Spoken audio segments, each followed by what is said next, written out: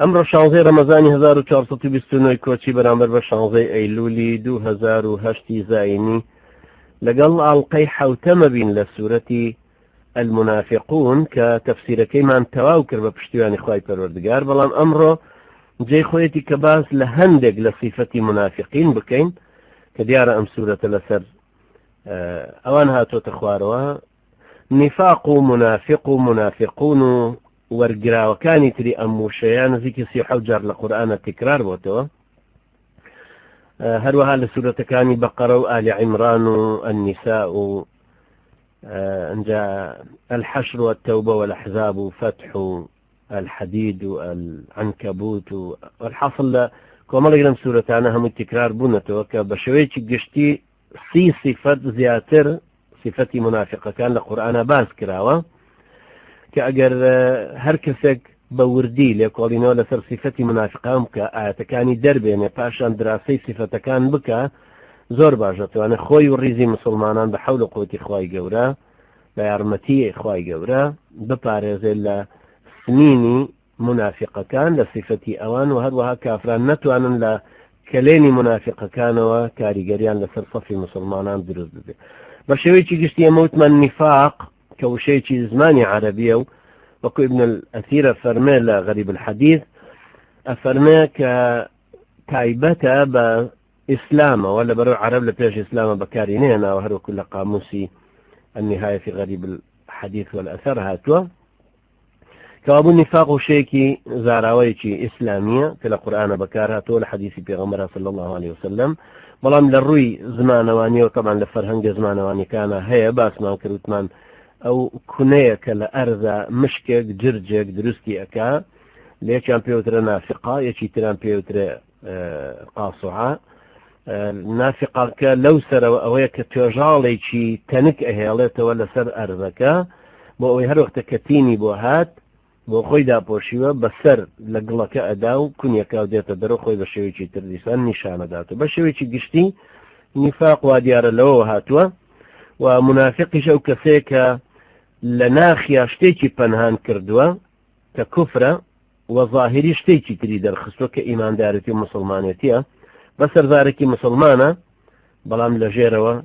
كافرة وخوي پروردگارش وعدي بوانا داوك عقوبي زور قوريان هيا فرما ولهم عذاب أليم بما كانوا يكذبون وكل بقرة فرما سزاي زوري أنا دا لبرو أوانا دروا زنن چونك لإيمان هنا كانت درويان كردوا يعني لو سورتيك يا خومان استخدم معنا فرما والله يشهد إن المنافقين لكاذبون خوي پروردگار شاهدية داك أوانا صفتي دروا زنيان بيو اللي كاو هيانا بويا هروا أخوة جورا فرمي ومن الناس من يقول آمنا بالله وباليوم الآخر وما هم بمؤمنين لنا خلقا كسانا كنك لأن باورمانينا وبأخوة جورا باورمانينا وبالرجي قيامة بلام أوانا مسلمان نين إمام الطبري رحمة الله اللي فرمي أجمع جميع أهل التأويل على أن هذه الآية نزلت في قوم من أهل النفاق وأن هذه الصفة صفتهم. أفرمي مفسرين لسروا متفقا كأم آيتا كآية بقرية هشت آية هشتي بقرية كآية هشتي بقرية أفرمي لسروا أنها تخواروا لسروا قومي منافقانا وأوش صفتي أوانا كباسيا كعلماء نجل سروا متفقا جاري وهي شيء منافق يعني نفاق وتراوى الزنديق وكو أو كسانك كتاب إمام ابن تيمية رحمة إخوالي بها إمام ابن القيم رحمة إخوالي ببكر النواة أبين أو شيء زنديق بكار هاتو ديارة وشي زنديق لقرنكاني دوائي ترى بكار هاتو شكينامي ابن تيمية رحمة إخوالي بصالح وصوت بستوهشتي هجريك وشي دوائي كردوا انجا او افرمك واعاجم زوربون لنا ومسلمانانا وانجا زنديق زوربون لبروي لسرزماني فقها كان شرع ناس كانوا شي زنديق بكار هاد كباسا كان هل للزنديق من توبة زنديق توبة كيدا قبول بها شكا زنديق تراوبر باسي منافقة كان